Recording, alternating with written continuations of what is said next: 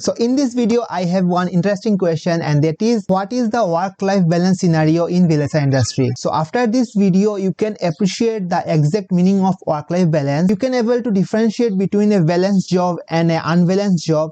And if unfortunately your job is not so much balanced, then what to do next? So let's get started.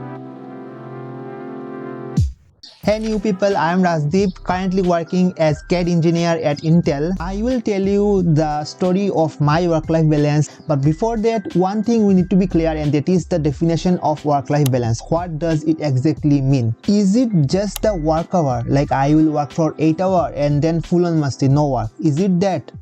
Obviously not. Work-life balance is little complex. There you will have the exact industry where you are working, like your work type, then incentive you are getting from your work, the work culture, and etc. etc. There are many things actually. But one thing is sure, work-life balance start with the industry. Like you need to choose a rough industry where you are interested at. Like I'm interested at making electronic circuit, and if I go to finance industry, then I won't be finding work-life balance there. It would be impossible for me. So first question, like you always ask me, that is there work-life balance in VLSI industry versus IT industry? That question is just null and void, because if you are interested in electronic industry, you won't be finding work-life balance in IT industry.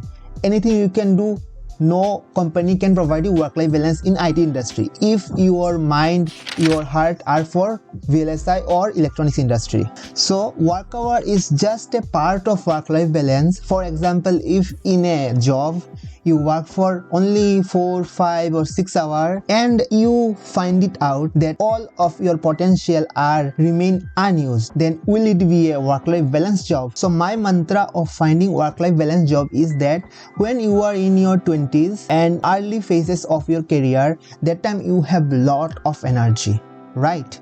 So at that time you should not go for work-life balance like the definition you know, but we should go for the work-skill balance.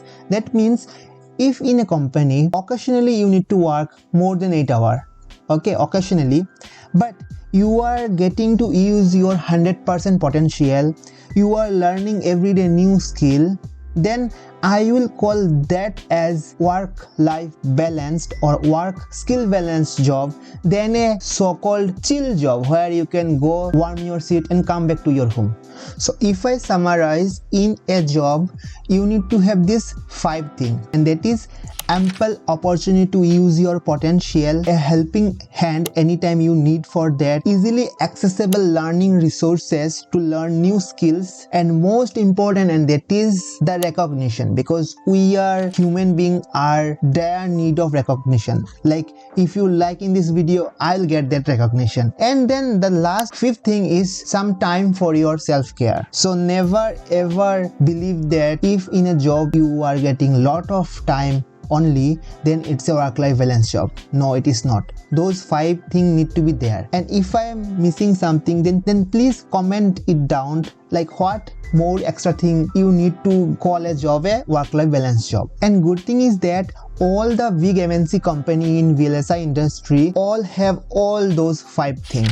And I know you might be unhappy by knowing that you sometimes need to work more than 8 hours, but dear, that is true for any industry, and it is true for government job also. If you need to deliver a project and you are hard in deadline, then you need to work for extra hour. And in our VLSI industry, we have a special term, and that is called tap out war room.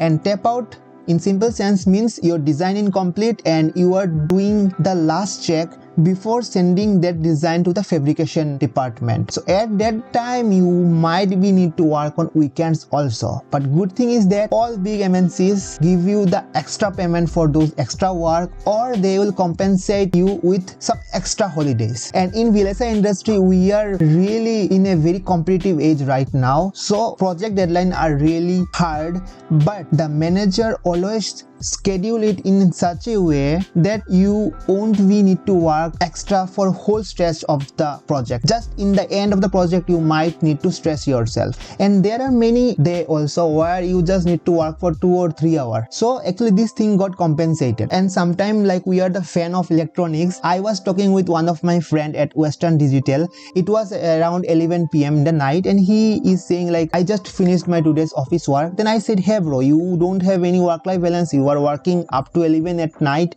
That time he has given me a nice answer, and that is, he said, I have finished all my work at 5 p.m. already, but after that I am just stressing myself because I have got a new project, and I am just going through the detail of that project in my own interest to excel in the work when I take up that next project.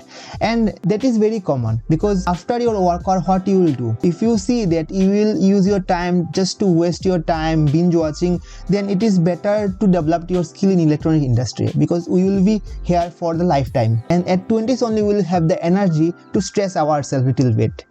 But having said that, there is a very fine line between work-life balance and destroying that work-life balance in stressing yourself out.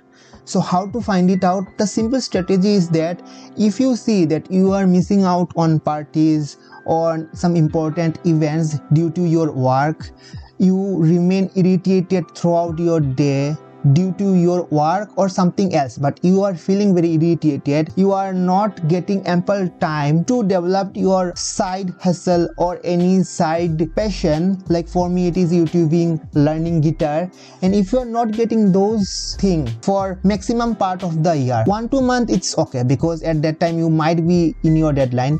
But for most of the year, if you are not finding those time, then my dear, you are not in a work-life balance job, and you need to balance it out. How to balance it out? And that is our next section. But before that, I want to thank all of you, because we recently have achieved the 1000 mark in our subscription list. And if by any chance you have not still subscribed to my channel, then what you are waiting for? Subscribe it now. I'll make such useful content throughout this year. So in this competitive VLSI industry, if you work for 12-14 hours every day in a year, then nobody will tell you, hey dude, take a rest, because your manager will be happy because you are achieving more work.